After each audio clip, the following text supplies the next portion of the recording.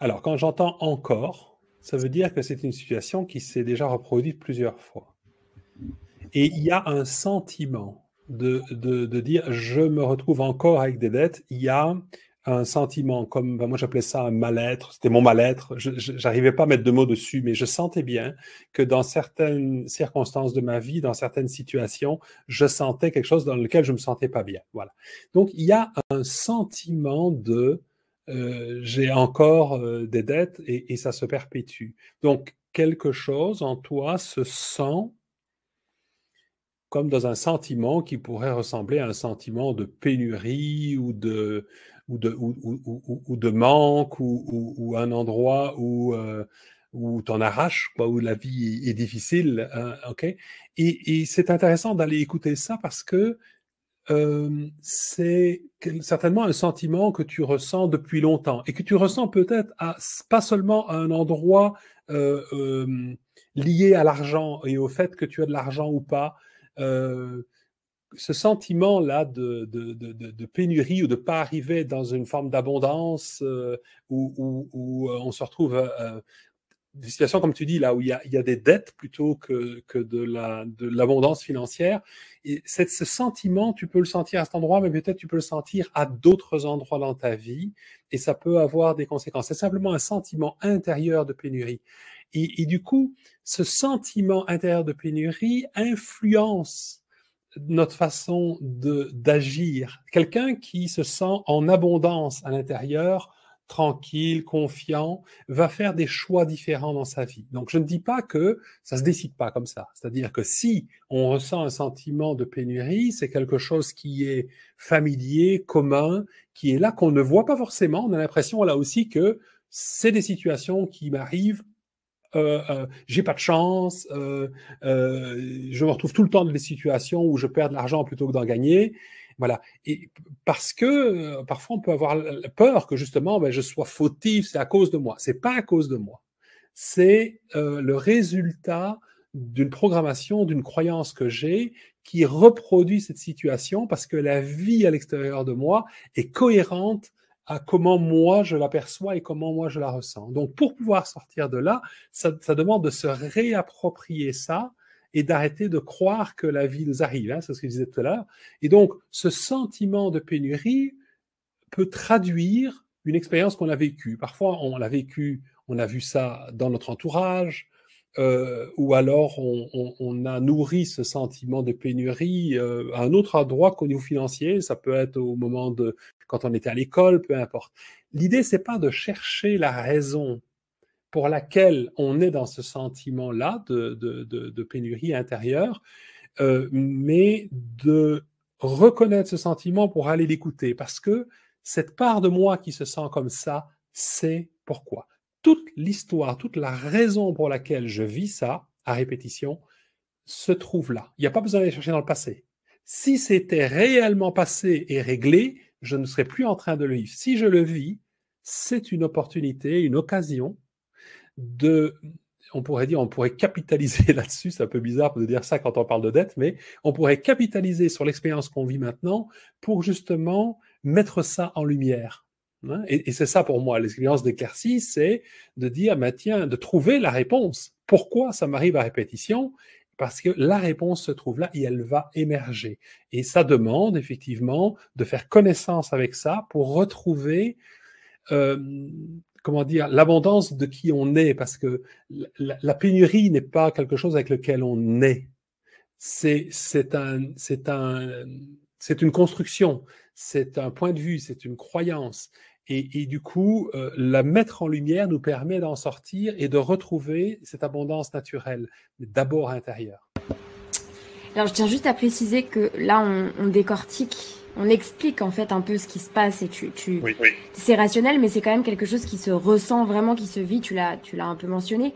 Donc là, on l'explique pour mettre des mots, mais c'est vrai que on aura beau tout expliquer, rien de mieux que de le vivre et c'est ce qu'on vous propose, enfin, un micro pratique à la fin, mais surtout de le vivre. On en parlera après, de le vivre vraiment dans le corps.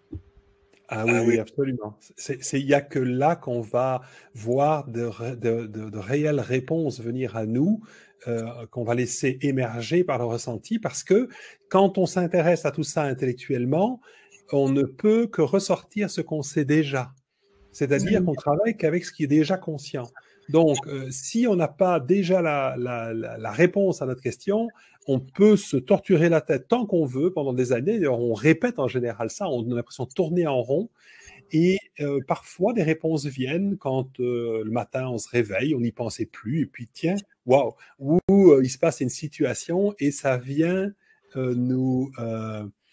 comment dire, ça vient nous donner un élément, une indication, mais ce n'est pas le fruit d'une réflexion. C'est ça résonne énergétiquement ou émotionnellement avec ma situation intérieure. Je peux voir un film, être touché, avoir envie de pleurer, et ça me donne des indications sur, tiens, oui, c'est ça que je vis. Mais ça part d'un ressenti, et ça se passe vraiment dans le corps. Oui. Donc ça passe par là pour avoir accès à quelque chose de nouveau. Mais alors, une fois qu'on a, par exemple, complètement mis en lumière celle qui se sent dans le besoin, se sent endettée, j'ai du mal à comprendre comment elle peut pas disparaître, puisque c'est pas ce qu'on cherche, mais comment ça peut changer, puisque pour le coup, on la met vraiment en lumière, on la met sur le devant de la scène. Ouais. La croyance que l'on a, c'est que pour que quelque chose change, il faut y faire quelque chose. Donc, en prendre conscience, il faudrait le soigner, le régler, le solutionner, faire une thérapie ou se motiver. Si on se sent pas d'énergie, bon, il faut se booster et tout ça. Ça, c'est une façon de faire. Et en général, notre inconscient a le dessus sur tous les efforts qu'on pourrait faire. C'est la raison pour laquelle ça revient encore et encore malgré tous les efforts, et on peut s'épuiser. Enfin, moi, c'est ce que j'ai fait. Hein. J'ai fait 20 ans de développement personnel et de comment dire, où j'ai essayé de régler des choses que je considérais comme des lacunes. Et je me disais, bon, ben, c'est une question de compétences. Tu dois développer les compétences que tu n'as pas, tu dois être meilleur à faire ceci ou à faire cela. Je me sentais comme l'exemple que je donnais, c'est des artistes de cirque qui essayent de faire tourner des assiettes sur des baguettes comme ça, en me disant que le jour où toutes les baguettes seront en équilibre, toutes les assiettes seront en équilibre sur toutes les choses que j'arrive à gérer, eh bien là, je serai assez bon pour que ma vie fonctionne. Et je me suis épuisé à ça. Hein. J'ai fait un burn-out à vouloir être parfait et tout maîtriser. Et en fait, je ne sais plus ce que je voulais dire avec ça. C'est ça. Donc, je disais que la croyance, c'est qu'il y a quelque chose à changer, à transformer ou à guérir. En fait, comme c'est une croyance, comme c'est un conditionnement, pour pouvoir s'en libérer, il faut en prendre conscience, c'est-à-dire le mettre en lumière, le voir, le conscientiser, mais comme quelque chose de vraiment concret pour pouvoir retrouver notre état originel. C'est pas tellement de régler un problème, c'est d'en sortir en fait. C'est de voir dans quoi j'ai été pris. C'est peut-être toujours là. C'est comme si j'accepte que je suis prisonnier, je suis libre. Si j'accepte de voir que je suis pris dans quelque chose, alors je commence à en être libre. Si je ne vois pas que je suis prisonnier, je suis vraiment prisonnier et il n'y a aucun moyen d'en sortir. Donc, la première étape pour se libérer d'un endroit où je me sens pris dans quelque chose, c'est de reconnaître que je suis pris dans quelque chose. Ou en tout cas, qu'une part de moi est pris dans quelque chose, et de voir ça à partir d'un état de conscience plus vaste, plus large, que nous on appelle être soi en présence, où on va pouvoir, grâce à ce recul, mettre en lumière des endroits dans lesquels on est complètement pris et prisonnier. Voilà.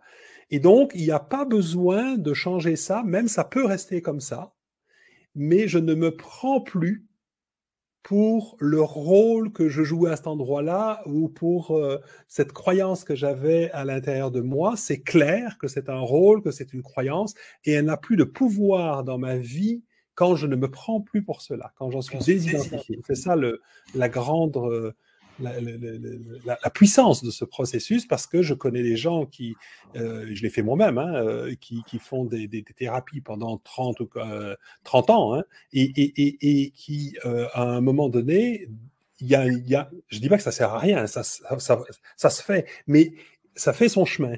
Mais les changements réels et profonds se passent vraiment dans la rencontre intérieure avec les émotions, avec ce qui est ressenti. Et d'ailleurs, si même on a compris quelque chose intellectuellement, qu'est-ce qui se passe? Eh bien, on a un ressenti différent. Ça dit, oh, il y a vraiment quelque chose, on a un sentiment de quelque chose qui s'est libéré. Donc, plutôt que d'essayer de trouver les réponses à des questions en jouant en fléchette, en faisant des hypothèses, et on se dit peut-être que c'est ci, ou peut-être c'est à cause de ça, ou qu'est-ce que je devrais faire, qu'est-ce que je devrais changer dans ma vie, la réponse se trouve dans le corps, puisque quand on trouve parfois intellectuellement une réponse, notre corps nous confirme qu'il dit oui, c'est bien ça. Ça veut dire que notre corps a déjà une conscience, une sagesse, il a déjà les réponses, c'est l'endroit où toutes les réponses à mes questions se trouvent. Ce qu'on apprend en fait dans le processus que je transmets, c'est à écouter notre corps et nos ressentis, ce qu'on n'a pas toujours l'habitude de faire. Moi, j'étais absolument incapable de faire ça. J'étais complètement coupé de mon ressenti et j'étais tout le temps pris dans ces questionnements. Et ça m'arrive encore quand puis je vis une situation un peu difficile de me déconnecter de mon corps et de me retrouver à essayer de trouver des réponses avec ma tête. Et je revisite ça et je vois bien que je n'y arrive pas, que je tourne en rond. Et puis quand je vois que je tourne en rond, ben, je dis OK, c'est bon, j'arrête ça. Et je recommence à aller écouter dans mon corps et la réponse vient relativement vite. Et d'ailleurs, c'est ce qu'on voit hein, quand on fait une expérience comme Éclaircie. En peine, en quelques heures, on a une clarté parfois sur des situations avec lesquelles on a cheminé pendant 6 mois, 1 an, 2 ans, 5 ans, 10 ans.